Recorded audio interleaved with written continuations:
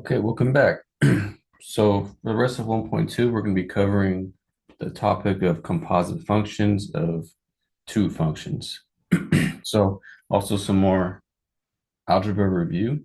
But when we think about functions as machines, right, that was a way to go about it. We say that our first machine gives an output that a second machine takes in. So in this case, our input would actually be another machine, right? Another function, and we put it in another machine of function and we would get a specific output. Okay, so bear with me. And the notation we have that to show composition is looks like I like to think of this as like fog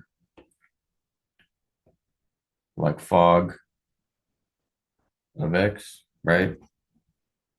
And what that really means, you can just really rewrite it like this, where this g of x is your input, you input it into your function x or f of x, and you would get a specific output. So it's better to see it through an example. Okay.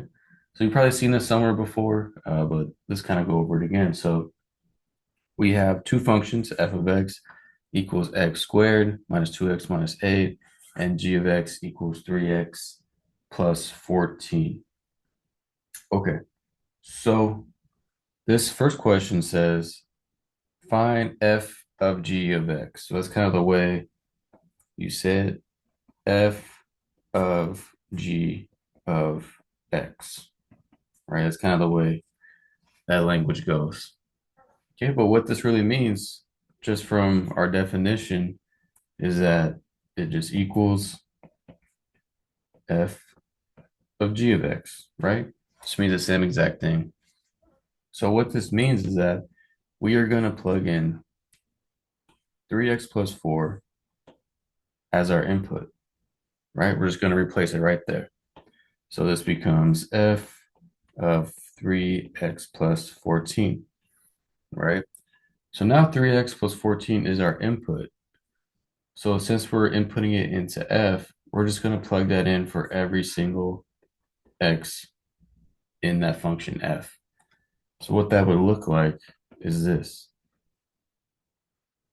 3x plus 14 squared minus 2 times 3x plus 14 minus 8.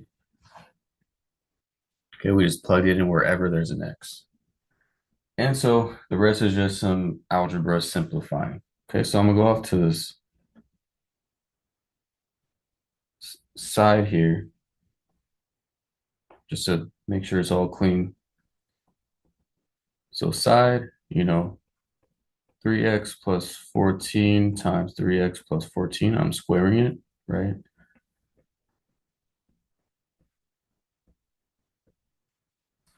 3x plus 14 squared equals 3x plus 14 times itself.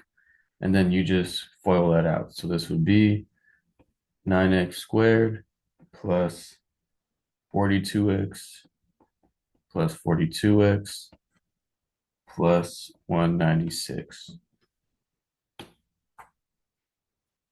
Okay, so back in our problem, don't forget to distribute in the negative 2. But what you end up with is 9x squared plus 84x plus 196 minus 6x minus 28 minus 8, right? So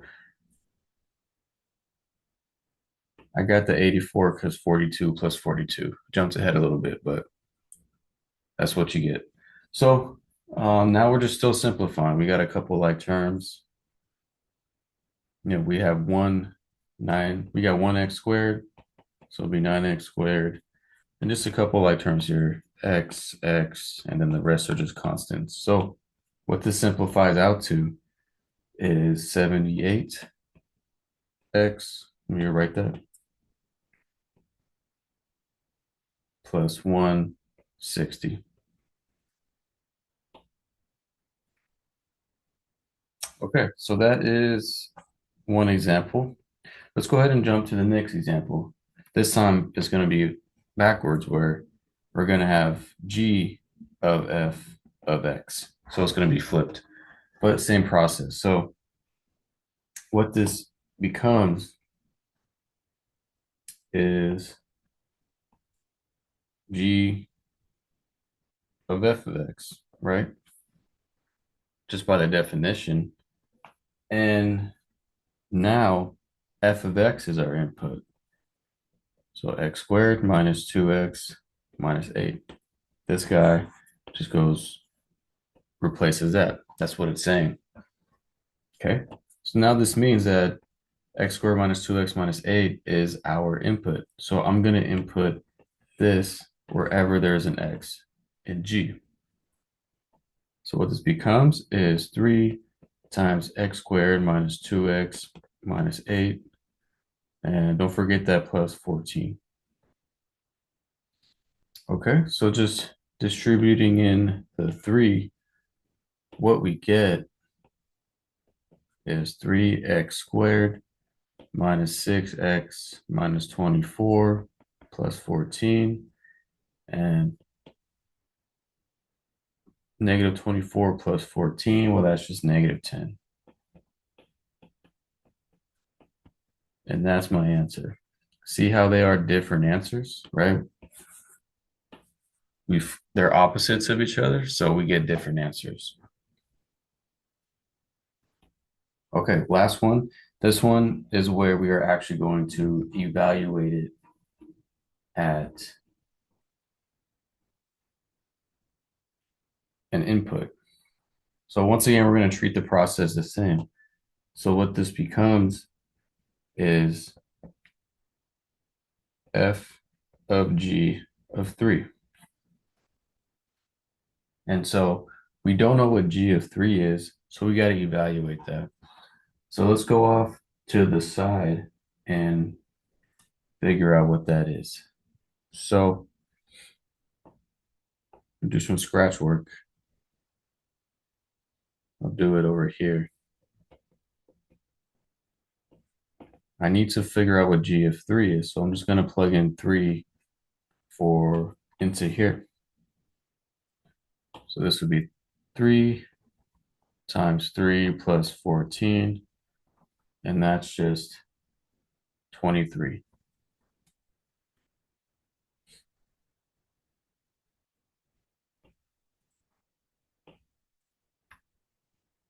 Okay, so what I end up with is f of 23, because that's what g of 3 equals. And now lastly, I can now just plug in 23 into f and get my output. So what this becomes is, write it down here, 23 squared minus 2 times 23 minus 8. All right, so it says 529 minus 46 minus 8, and that's just 475. Okay, so that's how you do some composition of functions, okay? So to clean this up, I think what I want to do is separate this as such, just to make it a little easier to read. Okay. And okay, so here's another example, same exact concept, composition of functions. Take a minute to try it out yourself and double check your answers. Okay, try it out. Okay, welcome back. So here's what you should have gotten for this example here. You should have gotten 3x squared minus 6x plus 32. And here's a work that shows it. And for the second question, you should have gotten 9x squared minus 24x plus 24. And here's a work how to do that. And, the only tough part is 3x plus 5 squared. And through all that practice, you should have gotten this right here. Okay, so that's it for composition. Now let's go ahead and apply it in terms of some business sense. So here's a question here. We have a retail store sells very expensive products. on the first day of every month, it sells any item, right? When I think of item, I think of like X for $50 off its list price. The store also offers a 20% discount to any customers who can prove that he or she contributed to a charity the previous month if the list price of an item is X dollars. So I kind of jumped that a bit. Okay, so item is X dollars. So create a function, call it capital F X, that models the price of an item on the first day of each month. So on the first day of each month, it sells any item for $50 off its price, right? So that means you're taking $50 off its original price. And if X is price of an item in dollars, what this means is that capital F would just be an item, right? The dollar amount for an item minus $50, right? For that first day of the month. So that would be that function, right? You're just taking off $50 on the first day of the month. Okay, so B, create a function, call it capital D of X, that models the price of an item to a customer who donates to charity. Okay, so the store also offers a 20% discount to any customer who donates to charity. Okay, so same thing, we're talking about money. So capital D of X, right? It'll just be any item, right? Minus the 20% if they donate to charity. So it'll be minus 0.2x because you're taking 20% off the price of the item. Okay. And you can simplify this a bit. Think about having an invisible one right there. So 1 minus 0.2, well, that's just 0.8x. And that would be that function for donating.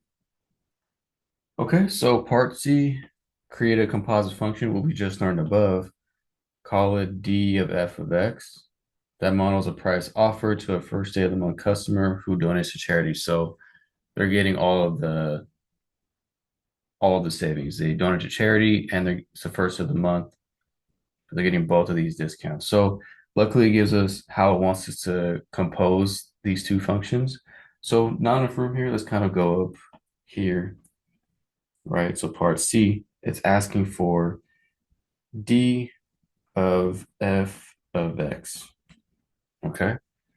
So what this means is we're going to have D and our input's going to be that first day of the month. So X minus 50. So then what we're going to do is just take this X minus 50 and plug it in there. Okay, so what this becomes is 0.8 times X minus 50, right? Because it's just one X there, and we just plug it in right there. So what this becomes is 0.8x minus 40 comes out pretty clean. And that would be our function for someone who was a first day of the month customer who donates to charity. Okay, last question, part D. Find the price to a first day customer who donates to charity on an item with a list price of $500. Okay, so same situation from D, first day of the month, who donates to charity, but we want to find what their price would be if it's a $500 item. So we're going to plug in 500 to the function we just found. So I'll say like X equals 500, you know, and we found that D of F of X equals 0.8x minus 40, right? We just found that. And I'm just going to plug in 500. So D of F of 500 Well, that would be,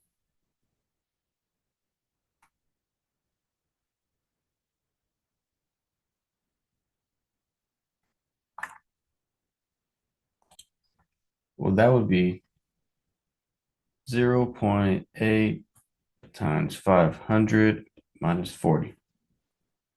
Okay. And so we get 400 minus 40. So that would be $360.